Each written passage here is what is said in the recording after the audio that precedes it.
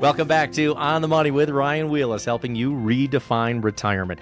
You know, as we have this peak 65, Ryan, there's a lot right now that's being talked about in the wealth transfer that's supposed to happen over the next 30 years. And I don't know, I think there's some overestimates in my opinion, because they talk about the numbers of it, but there's 3 or 4 places your money can go. It's either going to go all the way out to you paying your healthcare costs. It could totally get wasted on expenses like taxes, or moving it over to our family. And that's, I think, what you try to help focus on more is how do we keep more of it? But the wealth transfer, do you think the numbers they're talking about are all going to transfer over to the next generation? Or where does it go first? Well, I mean, whatever the number is, by 54 trillion, 80 trillion, whatever it is, 95% of the recipients are women. And this is research put out by Caruli, which is a research firm that does this kind of research on an ongoing basis.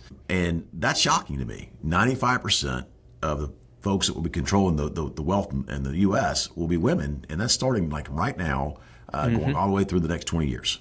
And it's mind-boggling. It really is. Like, let me just tell you a retirement horror story. You got it. Yeah, I mean, do it For another retirement horror story with Ryan Wheelis and Spike Spiegel. Now, we're making light of this. If I get that off. There it goes. Yeah. Now it's off. All right. We're making light of this, but this is a serious situation, and this happened to a client of mine, okay? The husband had a business, and the business was his business, and he had accumulated $1 million in an account that was it was their money because they live in Texas, community property state, but he controlled it, and there was $1.2 million in this account. All right, it was a Schwab account, and his name was on it. That's it, not hers. Okay, non-qualified account, so not an IRA, after-tax money, had $1.2 million in it, and this guy was invested in some pretty aggressive stuff. All right. In October of 2007, this guy died. Okay. And the only money, come to find out, that these folks had saved for retirement was this $1.2 million account. She had another IRA with a small amount of money in it that was hers. He had a small IRA, nothing big. Okay. We're talking like $20,000 in each IRA. With that lady, Spike, she got access to the account where she could like log in and see what was going on. And I had to hold her hand and watch her go through the financial crisis of 2008 and 2009. And it was through 08, almost right when the 08 thing started happening in 09 at bottom, and we went back up from there. But Spike, that lady wanted to sell so many times. And I wouldn't let her do it. I made her write it out. And that lady will tell you to this day that she's one of my biggest fans. There were some very hard conversations to be had. And I hated doing that, by the way. I hated being the guy having to say, don't you know the market always comes back? Just give it some more time. And I don't like being that guy saying that. But in this situation, we had no control. Schwab couldn't do anything with the money until it got through probate. And she got declared, that she was the rightful owner of the money because the account wasn't beneficiary designated. It was a disaster, okay? And that poor lady probably lost 5 years off her life during that time. I mean, because the market was way up at a high, went way down low, went way back up, and it took it about 5 years to recover from the losses, and it was scary. It was a scary time. And I would absolutely encourage anybody who hears that message to make darn sure you know where the passwords are. You are a beneficiary on any account that is rightfully yours. That's Roth IRA, 401k, pension, IRA,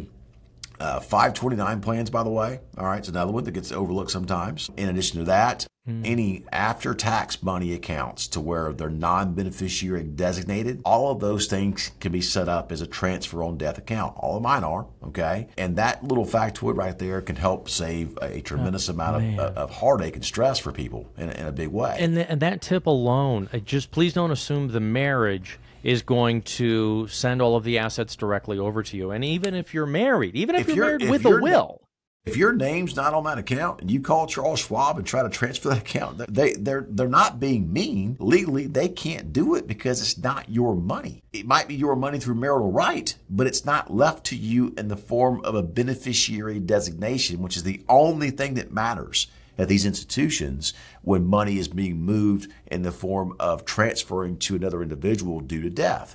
And it's such a big thing, Spike, and it's oftentimes overlooked. I can't tell you the number of people that come to our estate planning classes that we teach all over Houston, and they come in, and I said, listen, Ryan, we've been with our financial advisor for 15 years. Estate planning, wills and trusts, and advance directives only. Hey, no problem. Let me ask you a very pointed question. Are you absolutely sure that all the beneficiary designations on your accounts point in the direction you want them to go? Oh, yeah, we're absolutely sure. Okay. Well, the first thing we're going to do as part of your estate planning is a beneficiary designation review. So let's get on the phone with the custodians. Let's call them up on all your accounts, and let's make sure that these beneficiary designations are accurate. Do you know how many times out of 10 that we find that they are accurate and exactly what they are set up exactly how the folks whose money it is want them? I'll say 2 out of 10. You're exactly right, Spike. 20% of the time, they're right. And people just, they forget about stuff, right? They forget whose name's where. They think about changing something. They don't take action. It's a thought, not action. And there's a lot of that stuff out there that we help people clean up on an ongoing basis. Just on a husband-wife basis. Just stick right there, husband-wife. Is everything pretty easy with transfer on death and the home as long as both of our names are on things? So both of our names on the house, both of our names on accounts? Yeah. Does it still go through probate, though? Well, you can't have 2 names on an IRA. It's only one.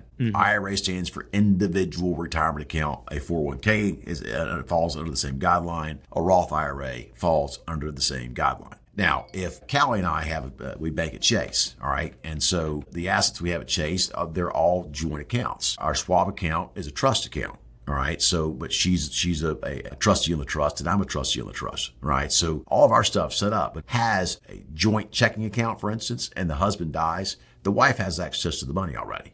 The situation runs awry where a husband's got a trading account, he's got $1 million in it, and the wife's not on the account at all. That's where things can get ugly real fast. Yeah. We call it your estate planning, but also the solo retirement. And there's many ways to go solo into retirement. A lot of them not by choice, either going through a divorce, our spouse passing away, or maybe it was your lifestyle design. But a solo retirement, is it just as important to have a retirement plan when we're in retirement on our own, or does it make it easier because it's just one of us? It depends on what's important to you. Some people are like, hey, Ryan, I've got no heirs. I've got no beneficiaries. It's my cat. Oh, I'm going to leave my neighbor to my cat and make sure my cat. I mean, some people, and they're like, hey, I'm going to spend all my money. Whatever it is, just make sure that whatever you're trying to accomplish, you've got a plan around because, an individual, to me, Spike, can be a higher need to have a good estate plan. For instance, who's going to care for you once you become incapacitated? Who is that person? And that's a big deal. One of my dear friends, she's actually my personal CPA as well. She's a caretaker of a lady who taught her business, her industry, and she, really attributes her success to the things this lady taught her, and she's taking care of this lady. And thank God for my client, because this lady would have nobody, and she's got dementia, and it's got to the point where she's putting the cheese whiz in the dishwasher. And that's not. It sounds funny, but it's not. I know. And this is a real fact. And so they've had to move her to a nursing care facility, and she went out and found the best home she possibly could, highest quality care, and then she's actually writing the checks to make sure she's okay. Her and her husband Ern stop in and see the lady and make sure she's taken care of, manage her money, all that kind of stuff. So, and we're going to have to wrap it up, but that's an important point. You just said her writing the checks, but that isn't necessarily putting somebody who's outside the family onto the account, because that can be dangerous as well. But we need to talk a little bit further, and this is what you talk about at the events. How can somebody find out about where your next live events are going to be? Can they do that on the website? They can go to the website, alliedwealth.com. They can also call the office. That the number is 844-944-7555, 844-944-7555. Text plan to 21,000 as well. And when you get a reply message back, tell us you want to go to one of the classes. There's a lot of way to go, and they're free, folks. And it's funny because people go, this is a retirement class. It's not a retirement class. It's an estate planning class. But folks, let me tell you something very clearly. You have to have some assets left over to need an estate plan. It's that simple, okay? Now, if you don't have any assets left over, you still need a care plan. All right. Who is going to care for you? How are you going to be cared for? Both those things are equally important. And this is all one piece of the pie. There's not just one, we just do this part over here and don't worry about the rest. You got to look at the big picture to really advise somebody properly. Ryan Wheelis, thank you so much for your time today. I know you're a busy guy. We could hear your appointment calendar going off there. We're broadcasting on the radio show on the weekend. If you're watching us on the YouTube, it's all of the time. But like Ryan said, whether you want to come to one of our live classes or if you want to get your own portfolio x-ray, your no-cost written financial plan done by our certified team of financial planners, give us a call. 844-944-7555 or text the word plan to 21000. Thank you, Ryan. We'll be back again next week.